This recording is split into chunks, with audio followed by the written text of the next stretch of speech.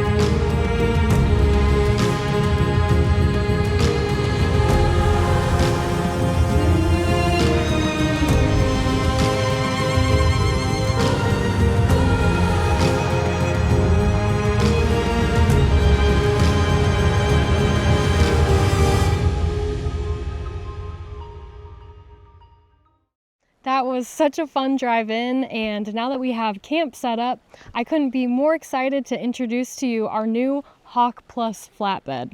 Now this is the first ever camper by 4-wheel campers that is fully self-contained. It's meant for extended off-grid travel.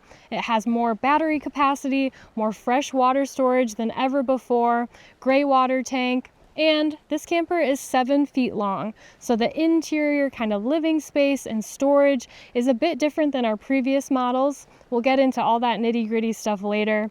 Also in this video, we will be doing some tests to kind of help you understand exactly what all of that water and battery storage truly means. Now, let's get into the interior first. Come on. If you're at all familiar with 4-wheel campers, you may have noticed that this cabinetry system is totally different and unique to the Hawk Plus. This is what allows us to house 40 gallons of fresh water and up to 5 162 amp hour lithium batteries right in the front of the camper. Before we go over details of the power system, I want to talk about storage. This camper has more stowable storage than any camper we've ever made. So, over here, we opted for this area to be storage. There's some up top and then below as well. Below, we have our portable compostable toilet stowed away, but you can also choose to have this be a built-in flushable cassette toilet. Along over here, you've got storage above your batteries. Down below, this is a nice little pantry area. In this flatbed, there is a ton of underbed storage. We use packing cubes to keep clothes and other items stored away. In the galley area, lots of storage in here. A little pull-out tray for all of your utensils. And then in the back of the camper, we have a dinette space. Both seats have storage underneath, and then there's even more at the foot of the dinette. So let's cut back to headquarters and see just how much storage this really is. Now this is a lot of storage.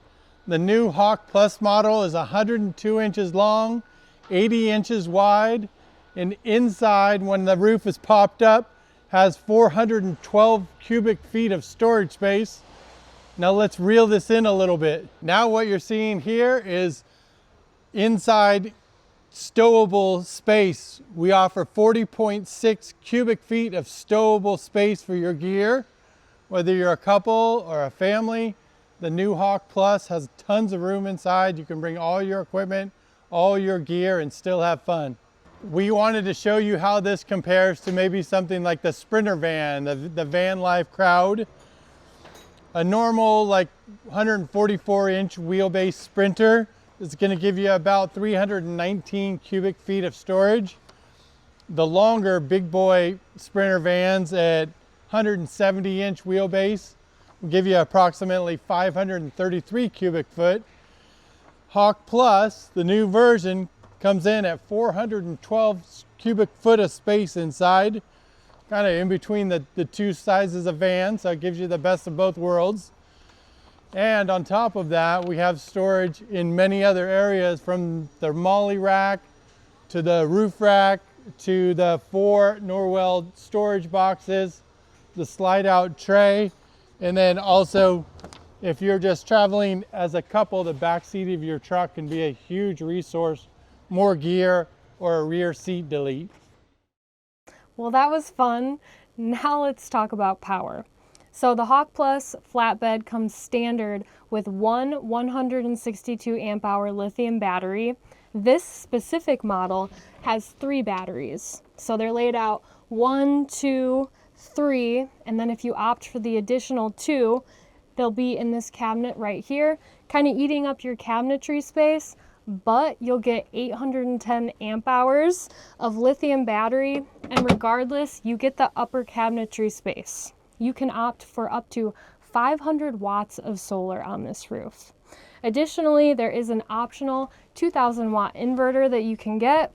You have AC outlets here, down below, and outside. Only if you choose the optional inverter will these work all the time. Otherwise, you do need to be hooked up to shore power. Your display for all of that power is over here. You can control your accessories, your lighting, see what your charge is at, see historical data from that charge, all right here or on an app on your phone. So 810 amp hours of lithium battery, 500 watts of solar on the roof. It's a lot to comprehend what that really means. So let's jump back to headquarters and see it in action. So we're here in the new Hawk Plus. I just wanted to give you guys sort of a real world idea of power draw, charging, all that sort of stuff. The battery setup in this camper's 362 amp hour lithiums, so 486 amp hours total. Just gonna start hooking up a couple things, 12 volt, then a couple 120, and show you guys kind of how much draw we were getting. So right now we got the fridge on, the fans, the lights, the fridge fan, that sort of stuff, all your things that you would have on normally.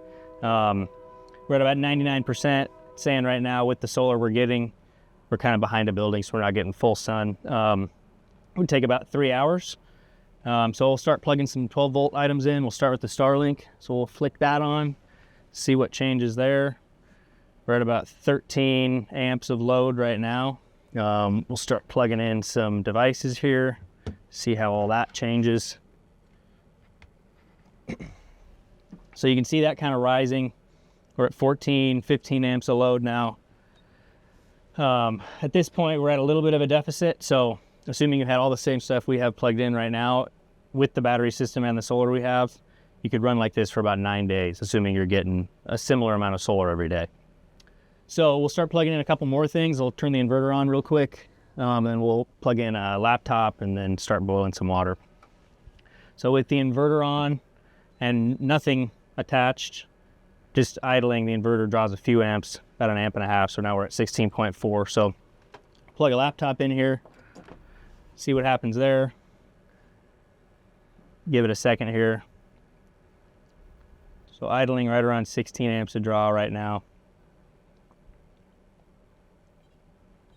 At about 3 days if we had the laptop plugged in along with all the other stuff we started with. So now we're at about 18 amps. So we'll start boiling some water now. This will be the biggest draw item for sure, the induction stove. So we'll kick this on to full blast. So we'll let that run for a little bit and talk a little bit more about the charging system. So this particular camper has the RedArc Manager Alpha 75 charging unit that's running all the truck charging, solar charging, and shore power charging. It has a 75 amp maximum charge current. So from the truck, you can charge up to 75 amps depending on your alternator. We derate at 30 amps from the factory, and then depending on your truck, you can move that up from 30 amps to 40, up to 75. Cool thing about the charger is that it has a chargeback feature as well as a jump start feature. So the chargeback feature, basically with that, is if you choose to select the option, when your camper batteries are fully topped off and you still have solar or truck input as a surplus, it'll backfeed all that current and all that charge to the truck batteries. It still has a isolator built into it, so it's not going to drain your truck batteries when you have the truck off, but it will, if it has surplus current, will feed that back to the truck. And then on top of that, if you have a dead truck battery for whatever reason, there's a secondary option in there where you can backfeed, regardless of if you have surplus or not. You can backfeed from the camper batteries to the truck. Over about 15 or 25 minutes, it'll send 25 amps to the truck to top off your battery and let you start that truck and get on your way back home. So yeah, we're at a pretty good boil now. We'll shut this guy off. We can watch this sort of drop back to a normal level. Now we're back to about 19, just under 20 amps, and back to about 2 days worth of power at the current consumption. Another option for this camper, you can have up to 5 batteries.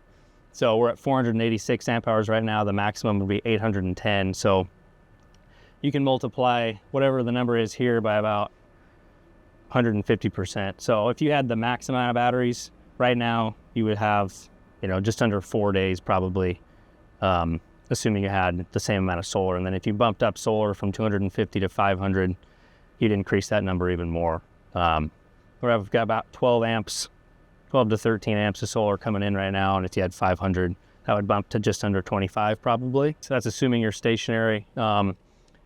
If you're driving around, the truck will add on to that number. So you'll get between 30 amps up to 75, depending on your alternator. So that'll get you battery percentage recouped a lot faster than just sitting with solar. Then on top of all of that, you can have a portable solar panel, which could give you about up to 10 more amps of input.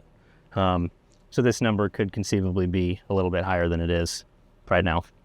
If you're light on load, just normal 12 volt sort of appliances, a single battery or a double lithium setup would probably be plenty.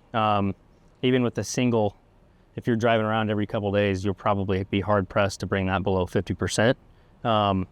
If you think you're going to have more heavy power usage like laptops or a heated blanket or Starlink or the induction stove, having up to 810 amp hours gives you a lot of possibilities. Rooftop air conditioner, 12 volt is an option. In eco, that's running about 30 amps, and then in max cool mode, that's just under 60 amps. So with the triple battery setup we have in here, if you're running on max cold all the time, you could run that for probably about 5 hours, assuming everything else is on to a reasonable degree. You have some 12 volt appliances plugged in, you're running your furnace, your fridge is on, that sort of thing. If you wanted to bump up to the 810, you could probably run that for closer to 8 hours. Obviously that doesn't include running the induction stove. If you run that, you have to account for that a little bit, but definitely enough with the bigger battery setup to run your air conditioning overnight. And with shore power on the Manager 75 built campers, that's 75 amps worth of power input. So even if you're running fans or fridge or lights or whatever it may be, even with all that stuff, you could run the air conditioner at max cool and still have a little bit left over to charge your batteries. In the galley area of the camper, we have a flush mount sink, an induction stove. You can also opt for propane. This stove can be removed from this countertop and taken outside for outdoor cooking. Down below, we have our 130 liter refrigerator. There is a ton of space for food in this fridge. And then here we have the control panel for the Truma furnace and hot water heater. Now, ever since we switched to the Truma furnace and water heater back in late 2023, we've been very happy with the performance. The furnace, for example, despite terrible exterior conditions, will keep the interior temperature very steady and also use minimal amount of propane. The other thing that's really nice about the furnace is that there is a night mode that is very quiet. So, great qualities. The same thing can be said for the water heater. Now, I do want to touch back on the fact that this camper has 40 gallons of freshwater storage and a 5-gallon gray water tank. So if you're off-grid or at a established campsite, you get self-contained credibility in this camper. Now, when it comes to that awesome water heater and 40 gallons of fresh water, we were really curious to know, what does that mean for you? So one more time, let's flip back to the factory and see what the team came up with. It's time for a little experiment. We just topped off our 40-gallon fresh water tank. We're going to turn on the water pump, turn on the Truma water heater, and use the outside shower to fill a second 40-gallon fresh water tank and see how long it takes us. Let me set the timer and we'll get that shower going.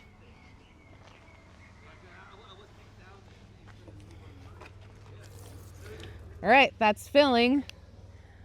While that's going, let's talk about some other parts of the water system. So 40-gallon fresh water tank, that all empties into a 5-gallon gray water tank. Let's remove this. Here's where you access your 5-gallon gray water tank, and it comes with an attached hose here. This is really great. We don't have our standard drain plug that you normally see on our campers. It all collects here, and then you can empty it using this hose. You can also attach another hose to this if you want to run it to a bucket, you want to run it to somewhere safe.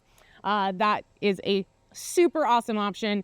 If you have the Alpha 75 power system, which is optional, you'll get two really cool things. You'll get a water tank gauge, a fresh water level gauge, and you'll also get a gray water tank level gauge so that you know how full or empty your tanks are. Now, moving over here to our Truma water heater. I just learned two really cool facts about the Truma water heater. So our campers come standard with two 10-pound propane tanks, and with those tanks, you could take over 20 10-minute showers with the heat on full blast and still have some propane left. That's a lot of heat that you can get from this water heater. Talking about the power of it, on startup, it needs 2.5 amps, and then while it's running, it's only 1 amp. So this is a super efficient system. Moving over here to our example of tanks. So the 40-gallon freshwater tank only is available in the Hawk Plus.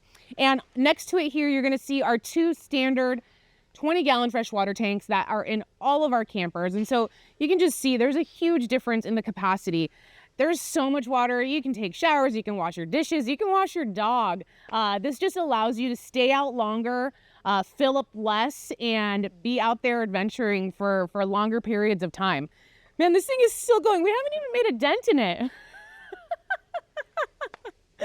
Now, let's speed this up.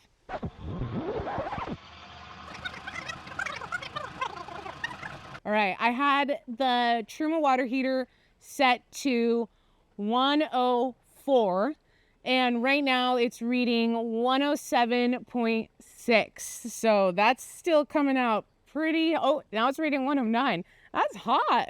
All right, we still got more showering to do. See ya, happy adventures. Well, this is taking way longer than we planned. We're past the 30-minute mark here.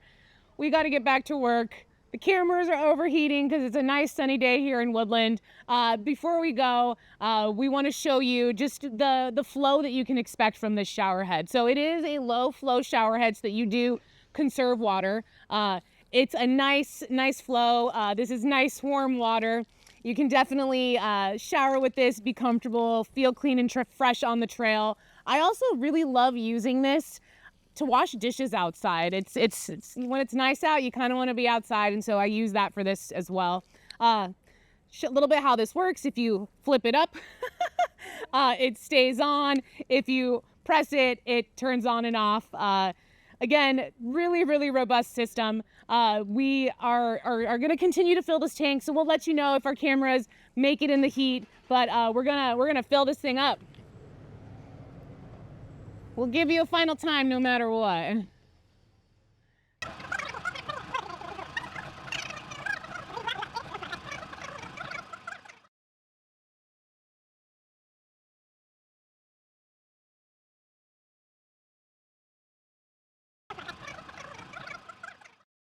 All right, whoa. We're about finished here. This is just at a little trickle.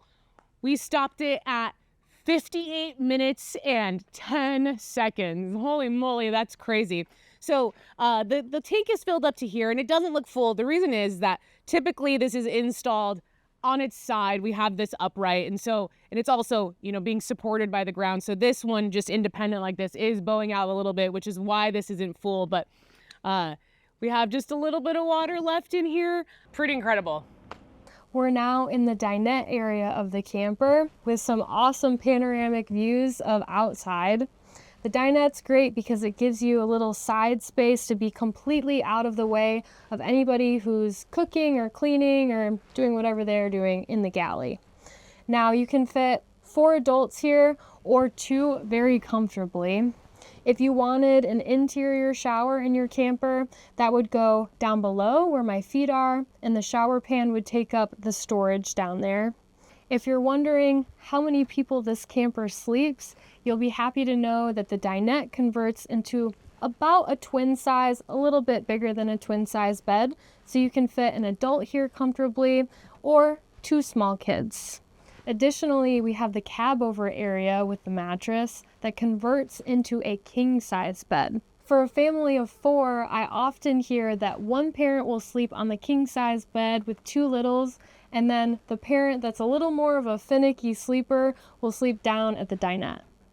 As for the pop-up portion of the camper, the vinyl here is made of the same material that they use for whitewater rafts, and on top of that there is a UV protectant on the outside as well. Now the pop-up portion has 4 windows around the camper, each with a screen, a clear layer, the vinyl layer, and if you opt for the optional thermal pack, another layer. The thermal pack doesn't just regulate heat and coolness, it also helps keep light out, which is great for the folks who like to sleep in. Up top we have LED light strips. We also have a standard fan. You can get an optional fan above the bed, and if you so choose, you can also get an optional AC unit mounted on the roof here. That, paired with 810 amp hours of lithium battery, is truly making off-grid cooling attainable. The interior colors of the camper are also customizable, so you get to choose the cabinetry color, the countertop, fabric colors, flooring colors to make your home away from home feel like you. All right, let's go check out the outside. Now for the exterior portion of the tour. So if you're not too familiar with flatbeds in general, the gist is you remove your truck bed, it's replaced with a flat tray, and then the camper is installed on top of that.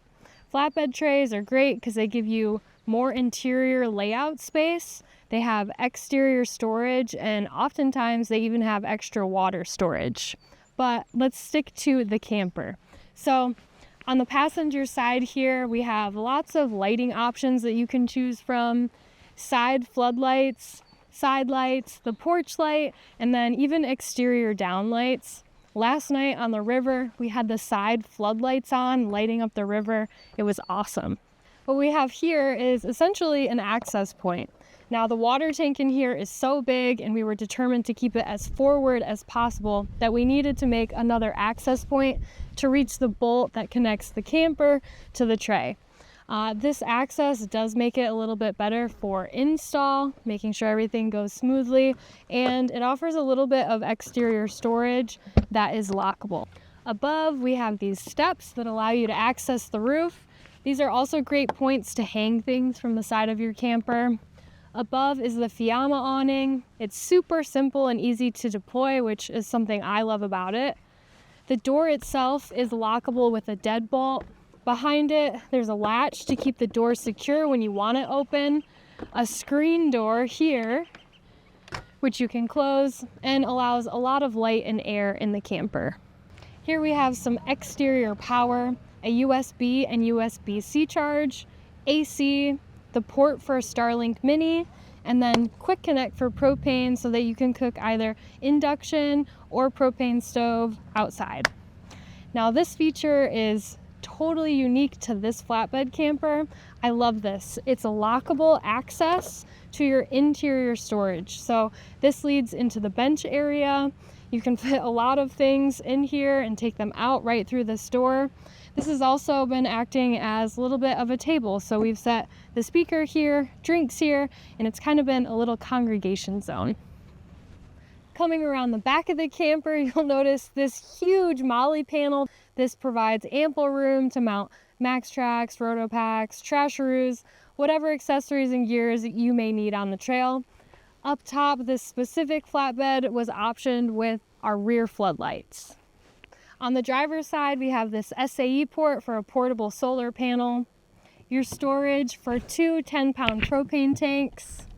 This is that connection for your exterior hot shower, your shore power hookup. Here you can access and maintain your hot water heater. This is where you can fill your 40-gallon freshwater tank. Down below in this lockable compartment is where you can drain your 5-gallon gray tank. The end of this is threadable, so if you wanted to attach something to it, you could. And then down below we have this little nozzle here so that you can drain your 40-gallon freshwater tank at any time without having to run a pump. And then a little more exterior downlighting. This camper came in at just over 2,000 pounds. You do need a full-size truck and at least a 3/4 ton for this camper. This one is specifically sitting on an F350.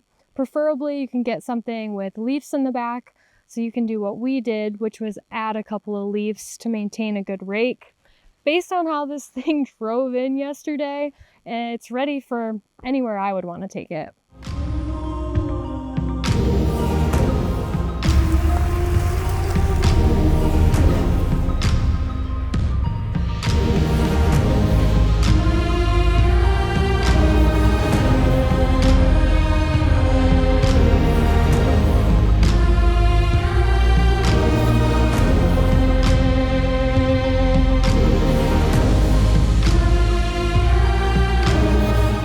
In the description below, you'll see a link to our build and price tool in case you want to build out your own Hawk Plus flatbed, and let us know in the comments where you would take this camper.